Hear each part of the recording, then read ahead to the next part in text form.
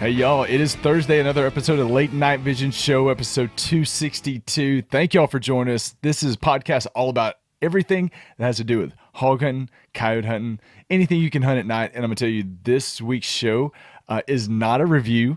So we're excited about bringing you a topic that we'll get into it in a little bit. I'm going to bring the co-host in, Mr. Jason Robertson, owner of Outdoor Legacy Gear. How's it going, man? What's going on? It is going good. And guys, I think we need to say something here. This is, we're a few days late, but last week, my wonderful co-host over here, I have to say that because he's the only co-host. So he's the best and worst co-host I've ever had, but he is. Exactly. That's right.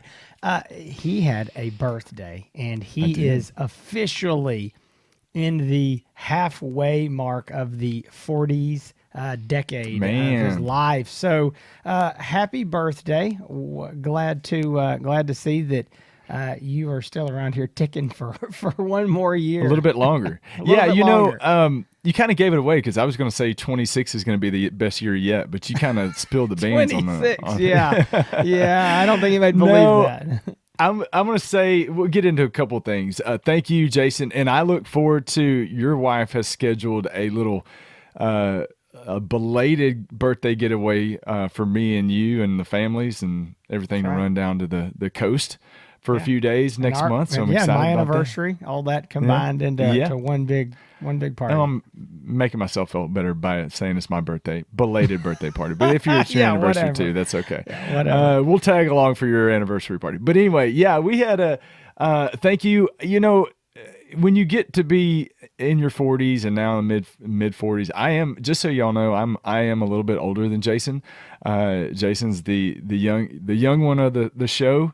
He'll be 45 in October. So we're gonna have a June, July, August, September. You're a good 5 months older than me. That's a lot. You know, 5 months. 5 months more of wisdom and all of that. So, you know, 45. I've never been one that has dreaded birthdays. I've always looked forward to my birthdays because I'm always like, man, when I'm 40, I'm going to be so much more grown up and wise and have all this going for me. And every year I think that I'm always excited about it. So I feel good about it. And I've never been one. I know people that hate their birthdays or hate getting older. I've never been that way. I like it.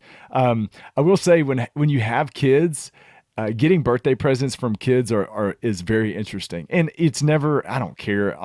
When they ask what I want, I always just tell them I just want a hug, or something like that, because I really don't want anything.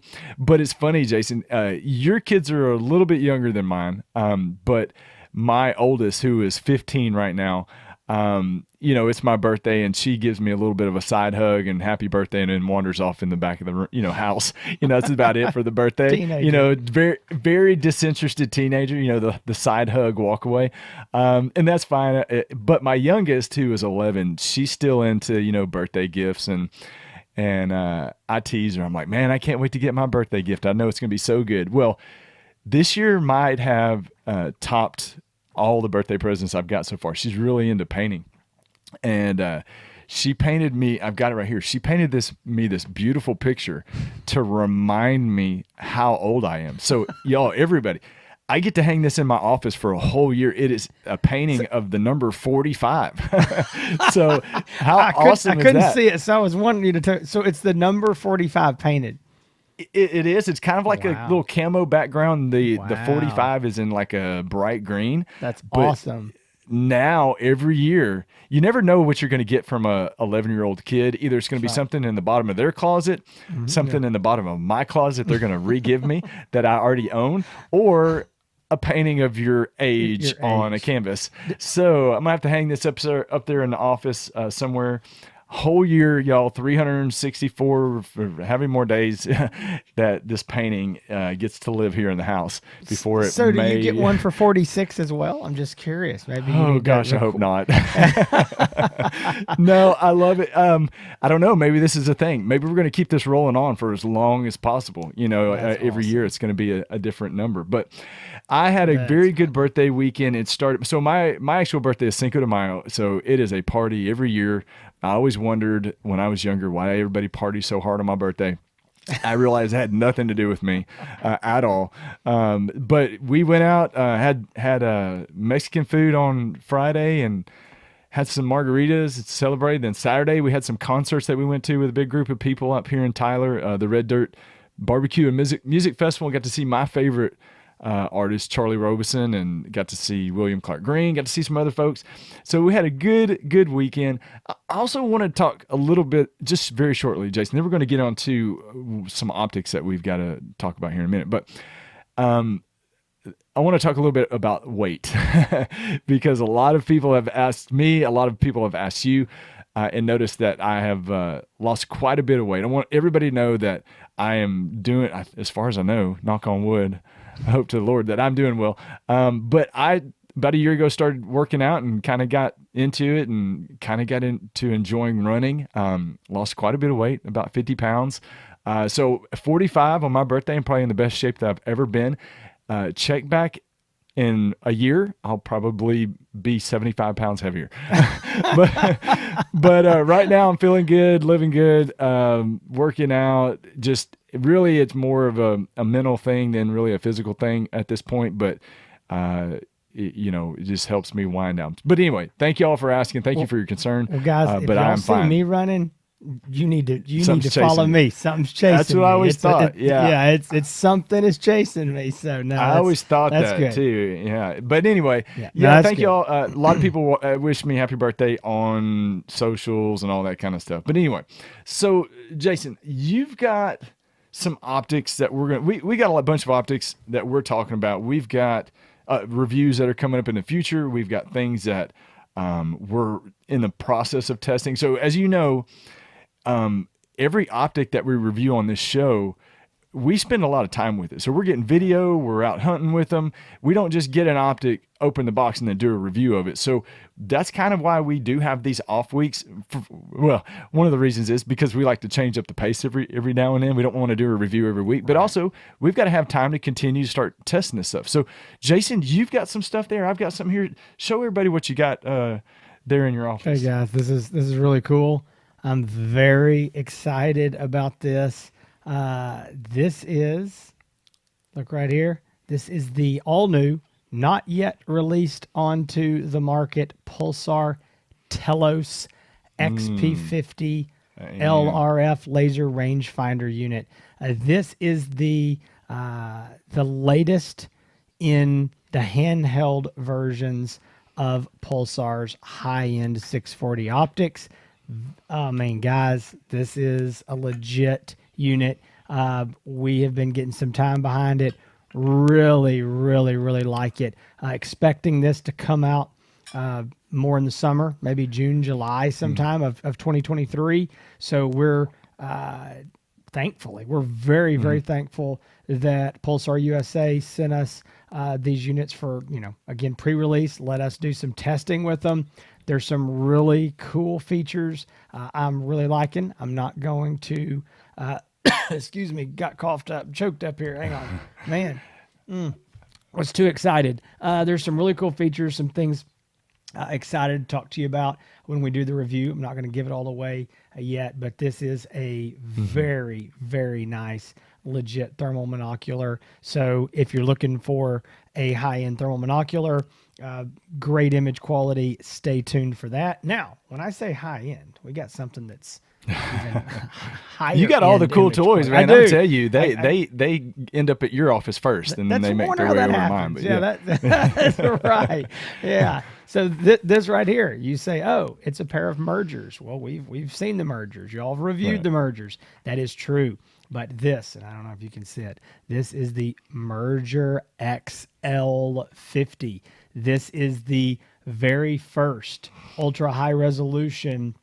These are 1024 high definition resolution thermal binoculars. These are the very first on the market ever above a 640, what we call high resolution. So this is a super high, or we're calling ultra high resolution, 1024. Guys, these things are very nice. We're hoping to actually see some inventory on these, maybe shipping in as soon as the end of May, 1st of June, maybe a little bit later, but late May, June, July. I think that's very, very reasonable on these units from what we're hearing. Again, these are laser rangefinder as well as again, high definition 1024 resolution.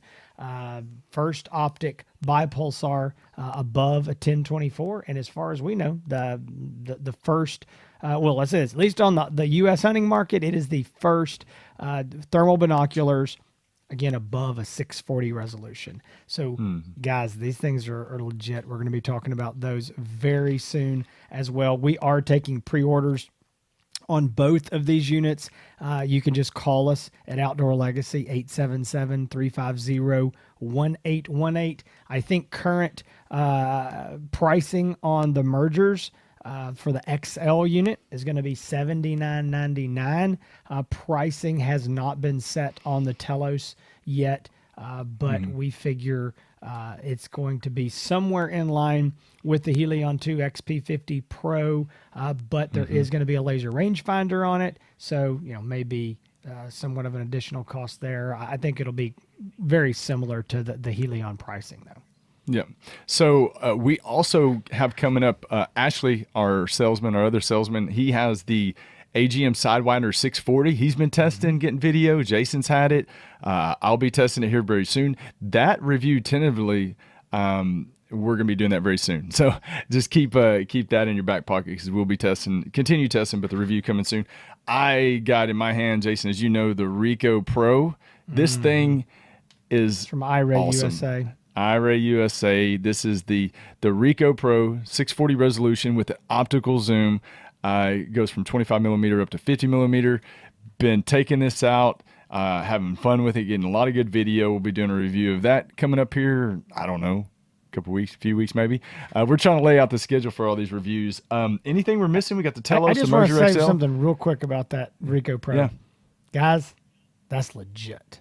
That's the real deal. Yeah. I've got one as well down here. That optical zoom is the real deal. Goes from 1.5 to 3 power. It is truly that is. I hate to use the word perfect because I don't know if there's anything perfect, but that is perfected in my opinion. Coming from iRay's original zoom binoculars where they had the optical zoom, it worked. It was really cool because we'd never seen it before. This 10 times better. This First is the one way in, it ought to yeah. be.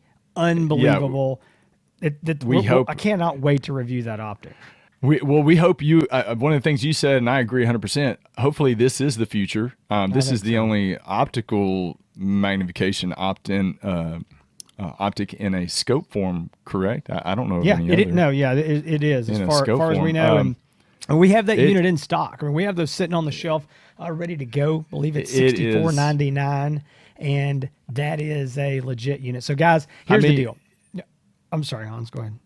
No, I was going to say, I mean, to be able to go from 1.5 power up to 3 power and keep your 640 resolution. I mean, you talk about a scope that anybody can take out and do any type of hunting with. This is, we hope, is the future, and it is definitely legit. It changes a lot. I mean, if I don't want to give the review away. I will say this, guys. One thing, we hear this a lot, and I get it, but I'm always a little bit puzzled by it.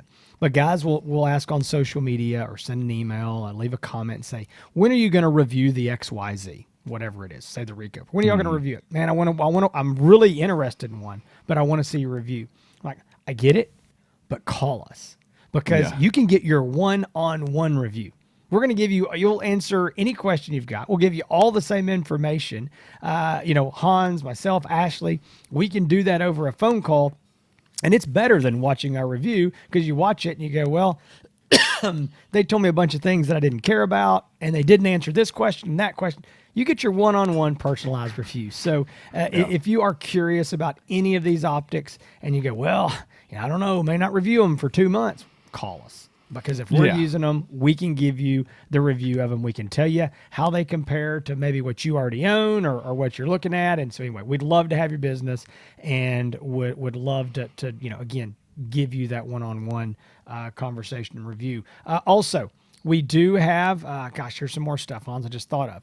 The Pulsar Axion 2 XQ35 LRF and non-LRF, the XQ35 and the XQ35 LRF, those two units are now out in a pro version. They have replaced the previous model, just the Axion 2s. So now it's Axion 2 Pro. To be clear, it's only in the XQ, the 384. That means that the Pro indicates that it is a lower millikelvin rating, so it's a more sensitive sensor. So it always seems weird to say that, but it is. It's more sensitive. The XG does not have a Pro version, at least yet. Nothing that we know of on that. But we'll be reviewing those and going back to iRay again. We've got the it's the Infrared Outdoor by iRay USA, the Bolt TL35 V2 version 2, and the Bolt TH50C V2. So it's a second version of both of those optics. Again, they're almost identical. I don't think there's any real image quality upgrades in those optics, but there's a couple things to talk about. And because they are a version 2, we need to re-review them. So that review is out there for guys that are looking and, don't really understand the difference in the V1 and the V2. So we'll be talking about those again very soon. So as you can see, it may be summertime. Lots of stuff. It may be slower for this industry because there's just way less guys hunting. It's just getting hot, and the kids are getting out of school, playing ball, going on vacation. All these things that happen in May, June, July, August. But guys, we got a ton of reviews to keep coming. There's other optics that are still set on the slate to be getting released this summer, and we want to get all these reviews out for you and be ready for the fall when that first cool front hits and everybody is thinking about getting out in the fields and doing some more night hunting. Right. Yeah, we got a full slate of stuff coming up. So as Jason said earlier, give us a call, 877-350-1818. We do sell optics. We don't just talk about them here on the show.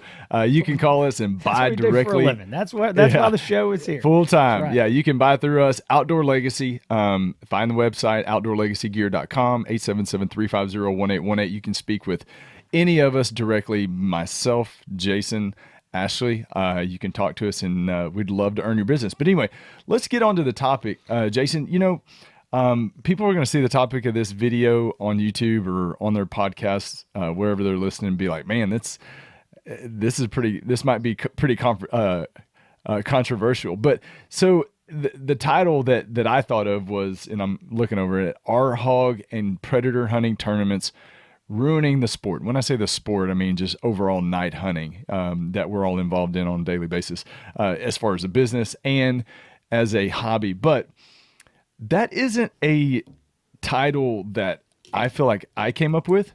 That is comments that I see over and over on videos, on social media, from people that aren't, I would say, directly in the night hunting community, that used to describe what's going on with these hog and predator hunting tournaments. We're going to talk a little bit about it. We're going to give you our opinion at the end. So stay tuned for that as far as with what we feel about these. But people getting on socials and saying what you're doing with all, because you see them, y'all. Y'all are on Facebook. Y'all are on Instagram. You watch YouTube. You see these hunting tournaments.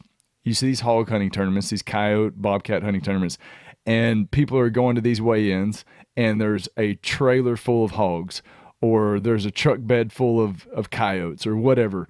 And people get on here on the socials and just, they say, you are ruining hunting. You're ruining a lot of different things, the sport, whatever you want to call it. But there's you may not see it, but there's a lot of negative feedback to a lot of stuff going on. And I know, Jason, you and I hear from people all the time how popular, even more than hog hunting tournaments, predator hunting tournaments are huge. I mean, coon hunting, you talked about how big coon hunting is on a show previous to this one a while back, and how much money is being won at these tournaments and all across the country.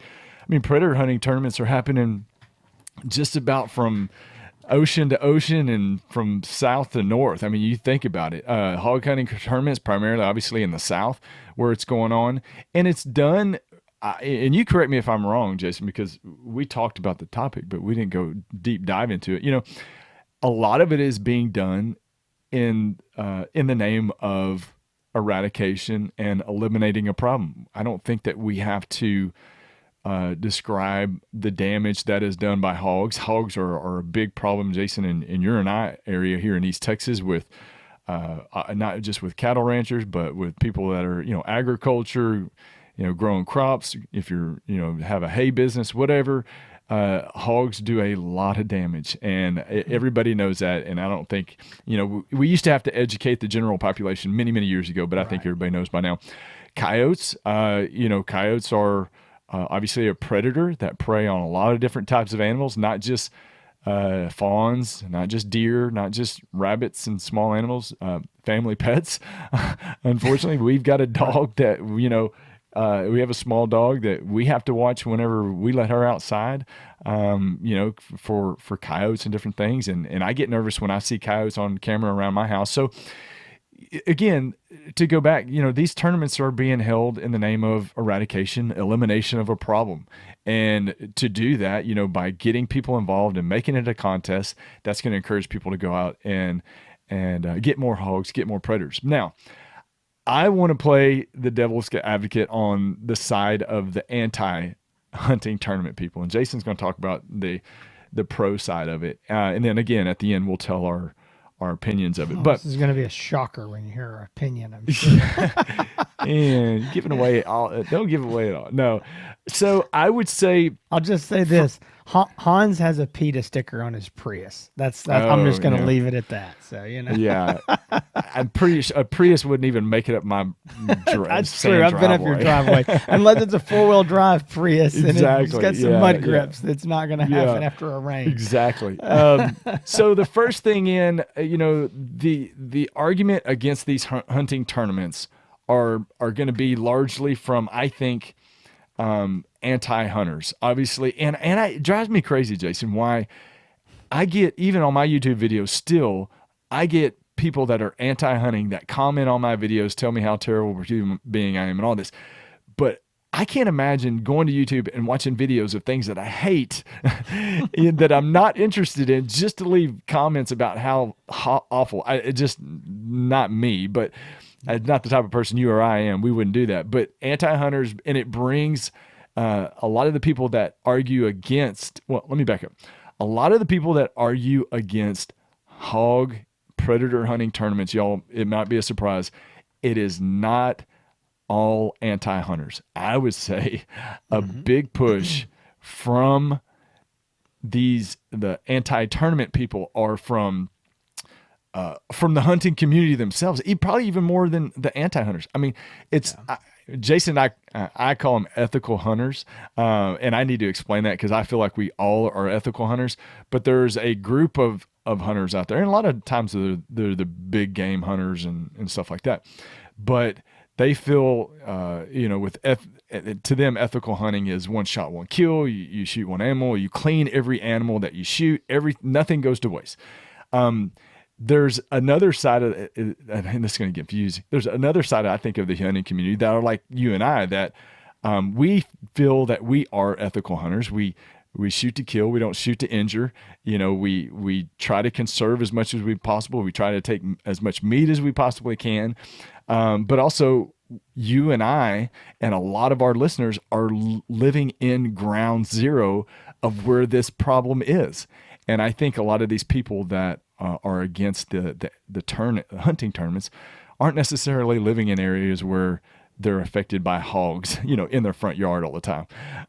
But anyway, so the argument against is not just from anti-hunters. A large part of it is from people within the hunting community that don't like the perception that this places on hunting in general. That's not how we feel. So we're going to get into how we feel at the end of this, but that's what a lot of the people are saying that are, making this push against it. Now, are we talking about complete eradication? Is that really what we want? I think as a community, if you talk to hog hunters, if you talk to coyote hunters that do this on a regular basis, yes, we want to control the hog population. We want to control the predator population. We don't want our neighbors. We don't want our our friends that own property, have to suffer through the destruction of it. We want to be able to enjoy this sport for many, many years to come. But at the same time, if you've talked about it, and if you've been in this night hunting community for a short amount of time or a long period of time, we've talked about how hogs being an invasive species, that people want to get rid of them completely. And I understand that completely. But at the same time, we want to be able to enjoy this sport for a very long time to come. So just given the perspective from I would see the anti-hog predator hunting tournaments is, first of all, again, that it makes the sport look bad. It brings a lot of negative attention to the sport from a lot of the anti-hunters. I think a lot of people out there that aren't doing this regularly, maybe that don't have hogs in their area, haven't experienced the issues, don't maybe not understand a lot of what goes on with these tournaments and the point of them. But I think, we'll get into the positives of it, but that's a little bit of perspective of what I see on social media and what we see in general when you go to these tournaments and you hear what people are talking about. So, I would say this.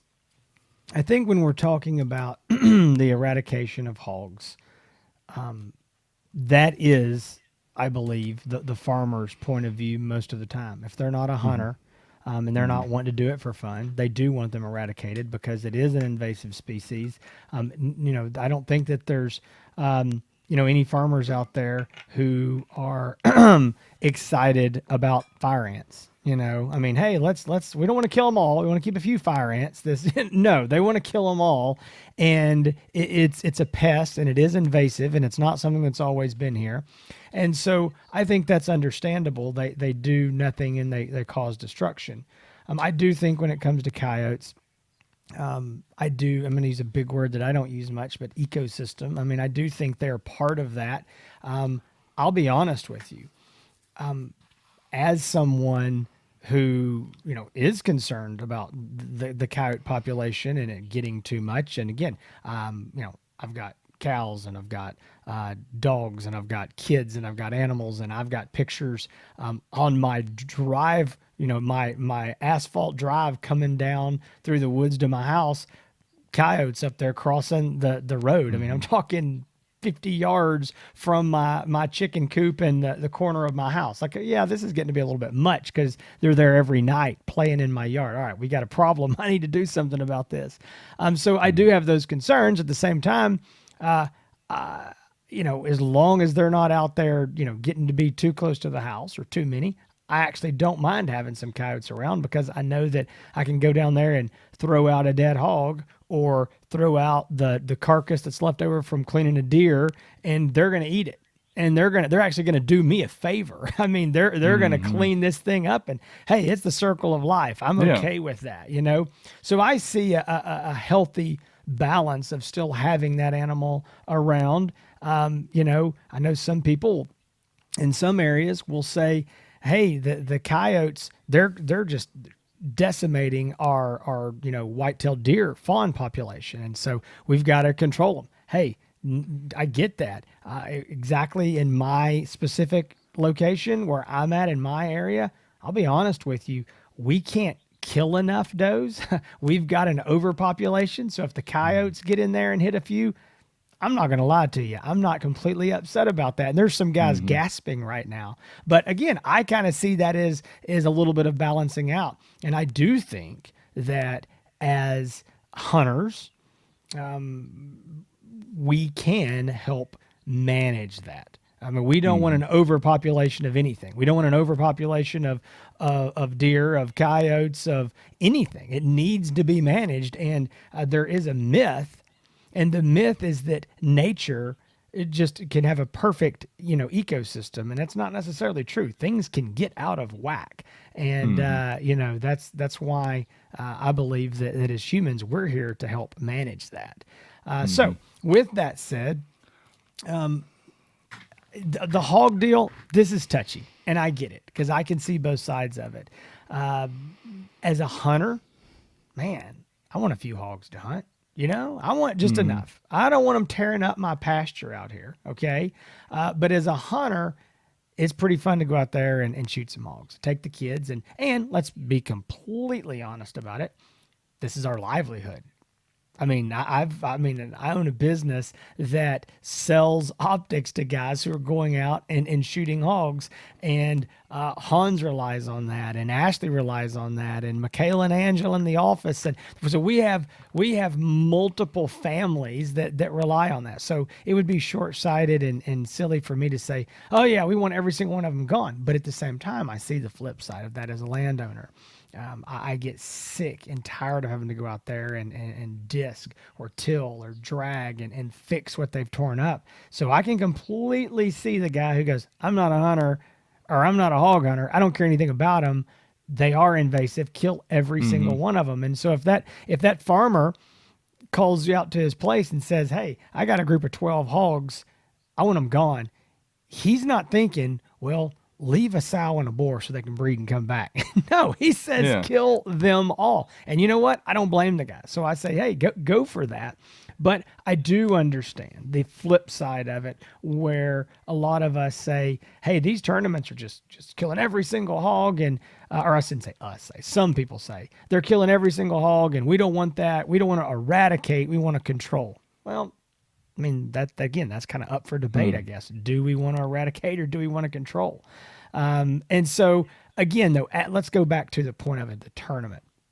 Personally, I see no problem with the tournament. People are going to go out and they're going to shoot hogs or coyotes. They're going to do it. They're buying very expensive scopes to do it. They're doing it anyway. This is just adding what I consider fun, entertainment, and competition. And at the same time, there is a greater good happening. Because let's be honest, right now, I don't know anywhere where a farmer or a landowner, from his perspective, is saying, we don't have enough hogs. We need more hogs to come destroy my property. I don't know anybody saying that. And right now, I don't really know of anybody that's saying, we don't have enough coyotes. We need more coyotes. So I think, we're not there. I don't think that's an issue, even with all the tournaments, even with the growth of the sport in the industry. We're not killing everything. That's not happening. I do think that there has been some hog control happen. I think where Hans and I are, I think I don't think he and I can take all the credit for it, but I think the properties we hunt, we can probably take credit for that, and maybe some landowners, some neighbors and things that have gotten some thermals, some night vision scopes. We have gotten, I think, control in some areas on hogs where, I know Hans and I both gone months at a time on properties. I mean, months and months without seeing a hog or a hog sign or anything.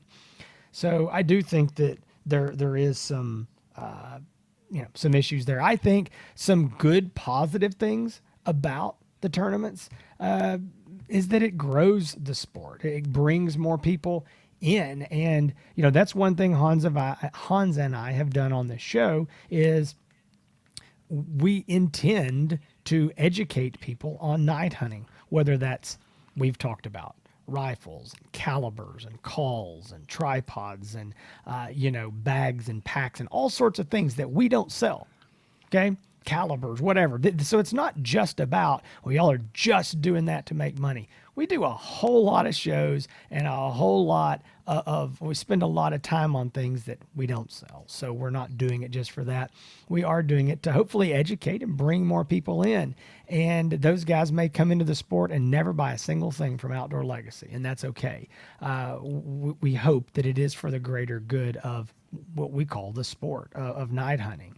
And so, again, I think that those tournaments can be a net positive for that. That's a good way to get a guy out there who, hey, his buddy invites him. Hey, come on out here. I got this spare scope, or I got a monocular. Come hunt with us.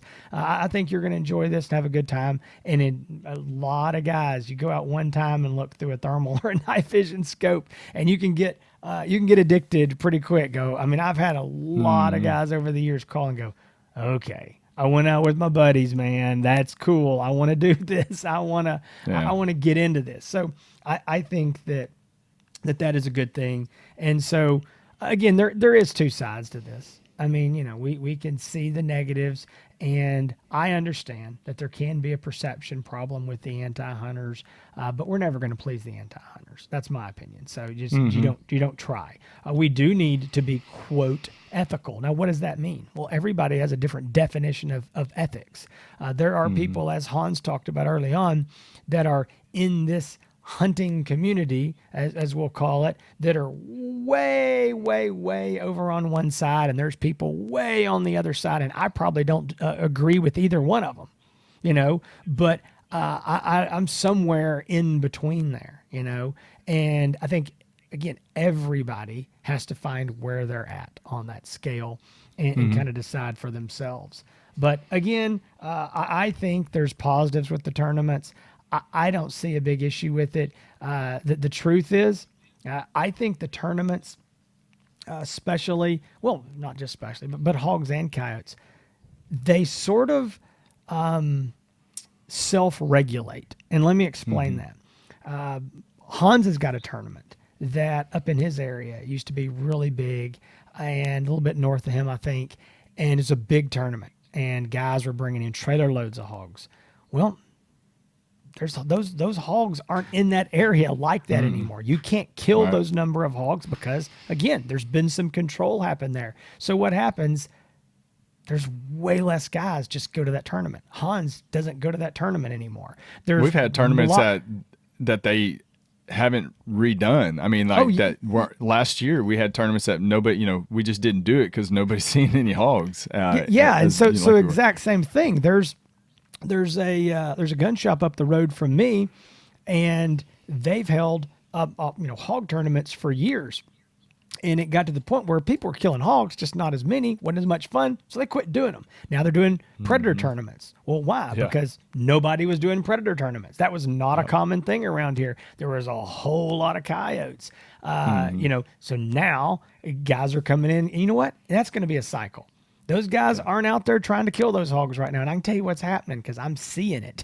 That population is starting to come back. So we're going to go through cycles. So my point is, I don't believe because of a tournament, you're going to go in and eradicate everything. I do think you may beat down a population, not just because of a tournament, because other people hunting. But once you go out there and you spend about 4, 5, 6 nights, staring at an empty field and calling and nothing coming in, or staring at your corn pipe, your corn piles or your feeders or your pig pipes, as we call them, and nothing's there, you're going to find something else to do. You're going to think that fishing doesn't look too bad, and so you're not going to go for a while. And guess what? Those hogs are going to have a chance to come back and to breed a few times. And so again, I think it's self-regulating. I don't think it's a problem either way. Right. Yeah. And they're going to come back eventually. So I would say, adding that point before we close out here, there's just as many people out there, farmers that have more problem with deer than with anything. Can you imagine having, people pulling up with a pile of deer on the back of their trailer and what kind of outrage that would cause? But it's happening. With some of these depredation permits. There's lots of that going on, and a lot of people don't like to talk about it, but it is. So I think all of y'all know what side we fall on this. We sponsor a tournament, Outdoor Legacy does. I participate in a lot of them. We don't have a problem with them, but we wanted to bring that to light as far as what some people out there in the hunting community in general are saying. So leave a comment if you agree, disagree, whatever. Yeah, don't like the topic, want another topic. Hey, if you got any topic recommendations, also put them in the comments of this video. We'd love to hear from you. Anyway, if you're looking to purchase a night vision or thermal optic, we'd love your business. Give us a call, 877-350-1818. You can find everything on the website at outdoorlegacygear.com. You can find Jason at Outdoor Legacy on Facebook, Instagram, and on YouTube. You can find me over on Instagram, YouTube, and Facebook, Hans ETX, Hans ETX. And you can find our other salesman, Ashley, over on Instagram and on Facebook and on YouTube. It's Rowe ETX, ROWE ETX. We'll be coming All to you right. next week with another episode. All right, guys. I just had to hold up that Telos and Merger XL one more time because Mm-hmm. they're too cool, guys. You're really gonna want to see these reviews. Lots of good stuff coming this summer. And listen, there's stuff of all price points. I mean, don't forget we just reviewed the new Sightmark Wraith Thermal, Mm-hmm. 1999. I know some guys go, well, that's still out of my price range. Well, we've got digital night vision. We've done reviews of all those as well, Mm-hmm. but there's stuff in every price range from $2,000 to Right. $8,000. We're going to be reviewing it. We're going to review it all. And we're really excited about it. It's going to be a great Mm-hmm. summer, guys. Listen, we hope to see you back here again next week. Between now and then, y'all stay safe in the fields and keep making those bacon pancakes.